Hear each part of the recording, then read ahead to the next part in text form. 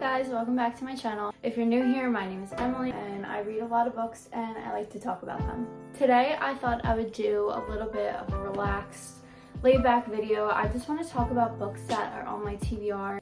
These hardbacks right here are all on my TBR. This little basket right here is all TBR books. I'm not going to do a long intro, I'm just going to jump right into it. Let's talk about books on my TBR. I'm going to start with this pile. So the first one is A Court of Frost and Starlight by Sarah J. Maas. This is the fourth book in the A Court of Thorns and Roses series. I have the rest of the books right here. This one, from what I understand, is a bit of a filler book. I think it's like a cozy winter book.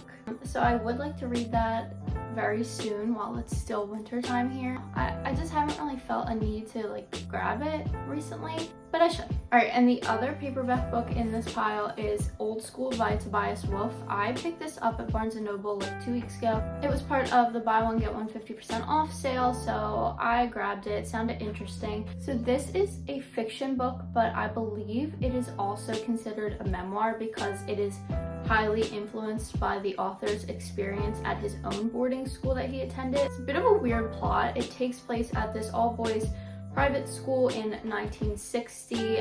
He is a bit of an outsider compared to his privileged classmates, and he wants to become a writer, which apparently is very popular among this group of students. There is a literary contest where everybody writes their own book. It's kind of just like drama from what I understood, like from the description. Like it's just drama about this like all boys prep school writing contest, and there's like allies, betrayals, like a 1960s prep school writing Hunger Games.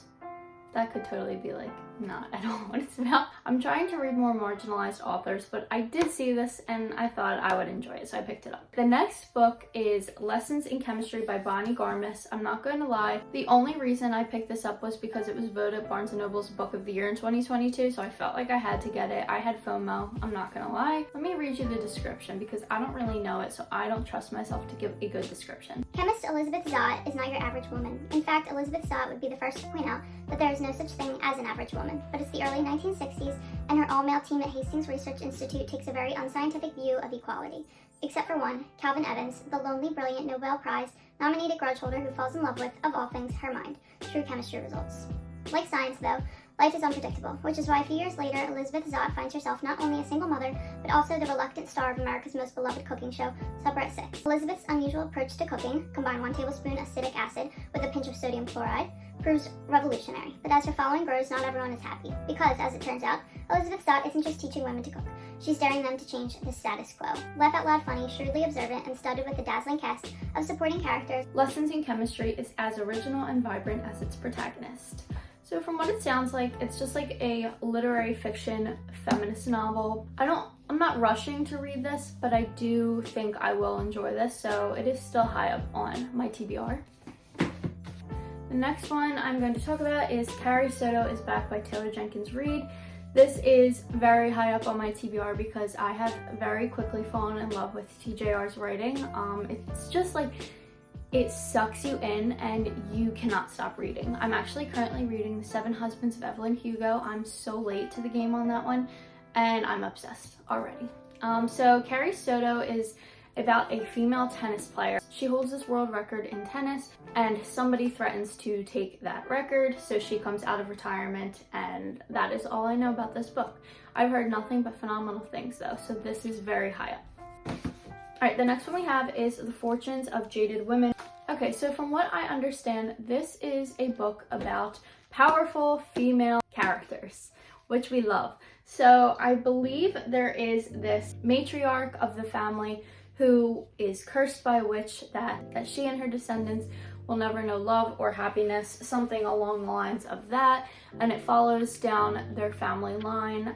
All the women can never give birth to sons, only daughters. It feels like one of those, not like a coming of age book, but like a book about life. I don't know if that makes any sense to you, but like, this one's very high up on my list because I've had this for a couple months and it just has looked good, so I'm excited for this.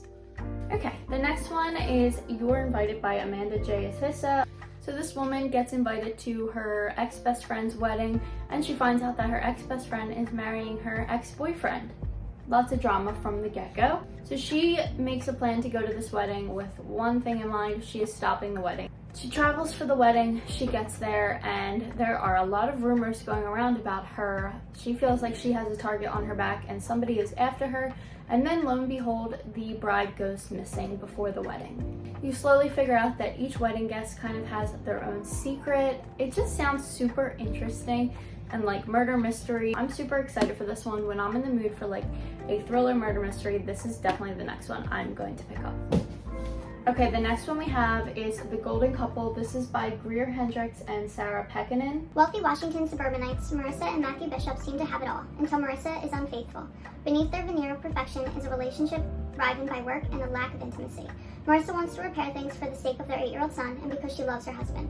Enter Avery Chambers. Avery is a therapist who lost her professional license. Still, it doesn't stop her from counseling those in crisis, though they have to adhere to her unorthodox methods, and the Bishops are desperate. When they glide through Avery's door and Marissa reveals her infidelity, all three are set on a collision course, because the biggest secrets in the room are still hidden, and it's no longer simply a marriage that's in danger. I just think that sounds so out of pocket in the best way possible. We have this out of practice therapist who is seeing a couple on the brink of falling apart. I don't know. I can't wait to read this one. It seems very interesting. Okay, this one I've had on my TBR for so long, and I don't know why I haven't picked it up because I feel like I'm literally going to adore it. This is Kekai by Vaishnavi Patel. This is like similar vibes to like Greek mythology, Madeline Miller-esque writing. So begins Kekai's story, the only daughter of the kingdom of Kekaya. She is raised on tales of the gods, how they churn to the vast ocean to obtain the nectar of immortality, how they vanquish evil and ensure the land of Bharat prospers, and how they offer powerful boons to the worthy. Yet she watches as her father unceremoniously banishes her mother, listens as her own worth is reduced to the marriage alliance she can secure, and when she calls upon the gods for help, they never seem to hear. Desperate for independence, she turns to the texts she once read with her mother and discovers a magic that is hers alone. With it, Kekai transforms herself from an overlooked princess into a warrior, diplomat, and most favored queen. But as the evil from her childhood stories threatens the cosmic order, the path she has forged clashes with the destiny the gods have chosen for her family, and Kekai must decide if resistance is worth the destruction it will wreak, and what legacy she intends to leave behind. Incredible. I really don't have any other words to describe that except incredible. This is definitely like a high fantasy kind of story. I don't know, I feel like this is going to be a 5-star read. I don't know about you guys, this just seems like something I would adore. Okay, we are moving on to The Basket. First book we have from The Basket is A River Enchanted by Rebecca Ross. I'm a little bit in my fantasy era right now, so I have a feeling this one is going to be read very soon. It starts with a letter and an ominous journey across dark waters. 10 years after being sent away to the mainland to become a bard, Jack Tamerlane is summoned home to Cadence. Girls are going missing from the island, and Adara, his childhood nemesis and the future leader of the clan, believes Jack is the only one who can find them. The elemental spirits that dwell in every breath of air, splash of water, blade of grass, and flicker of fire find mirth in the lives of the humans, and a bard's music is the only way to summon them and ask that the girls be returned. Yet, as Jack and Adara get closer to solving the mystery, it becomes apparent that an older, darker secret about Cadence lurks beneath the surface, and no harp song may be strong enough to stop it. I love that. I'm sensing some enemies to lovers vibes happening here. I feel like this is going to be so interesting, and I love like the idea of a fantasy world set with like secrets and there's impending doom. I don't know, it just sounds phenomenal to me. The next one we have is China Room by Sanjeev Sahota. What drew me to it was the cover, and then the description drew me in even more. Mahar, a young bride in rural 1929 Punjab, is trying to discover the identity of her new husband. Married to 3 brothers in a single ceremony, she and her now sisters spend their days hard at work in the family's China Room, sequestered from contact with the men, except when they are summoned to a darkened chamber at night. But strong-willed Mahar can't suppress her curiosity about what she isn't meant to know. When she glimpses something that seems to confirm which of the brothers is hers, a series of events is set in motion that will put more than one life at risk. In 1999, so 70 years later, the son of an immigrant shopkeeper in small-town England arrives at his family's ancestral home in Punjab, an abandoned farmstead, its China Room mysteriously locked and barred, hoping to shake an addiction that has held him in its grip for years. Over the course of a summer in which painful memories of racism, violence, and cultural estrangement surface, he begins to knit himself back together, gathering strength for the journey home. Partly inspired by Sahoda's own family history, China Room is at once a depth exploration of how systems of power circumscribe individual lives and a deeply moving portrait of the unconquerable human capacity to resist them. Sounds phenomenal. This one seems like a little bit more of like a heavier read, so I definitely have to be in the mood for it, but nonetheless, I will be reading it. Next, we have none other than The Secret History by Donna Tartt. We all know The Secret History, we've all seen it, I'm sure. If you don't, let me read you a little description on the back. Under the influence of a charismatic classics professor, a group of clever, eccentric misfits at a New England college discover a way of thought and life a world away from their banal contemporaries. But their search for transcendent leads them down a dangerous path beyond human constructs of morality. Really doesn't tell you much. All you need to know is that it is dark academia. That's it. That's all I really know. And that is enough for me to want to read it. So this is on my TBR. It's definitely not like a priority read, but I will read it one day.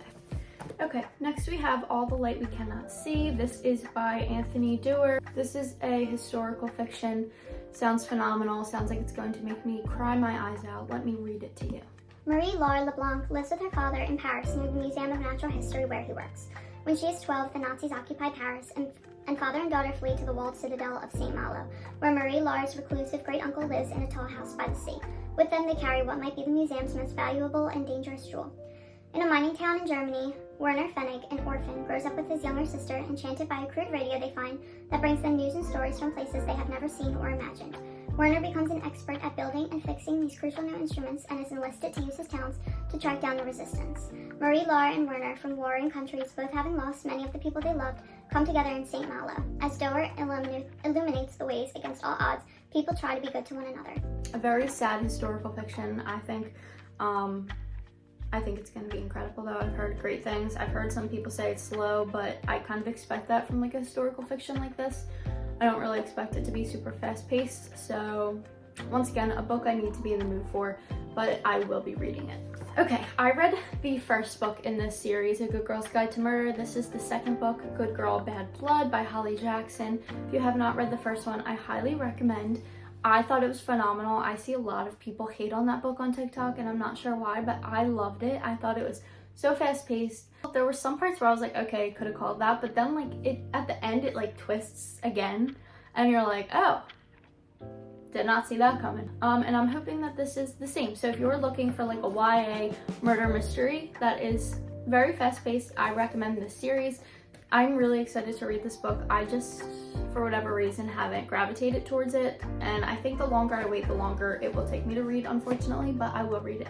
Okay, I'm gonna stop there because there are quite a few on my actual bookshelf, but I thought I would make like a part 2 to this because I like the shorter length format videos for YouTube. I don't know if you guys do. Let me know your thoughts on that. I could definitely do longer videos and like combine all of the books that I want to read and make this like a 25-30 minute video.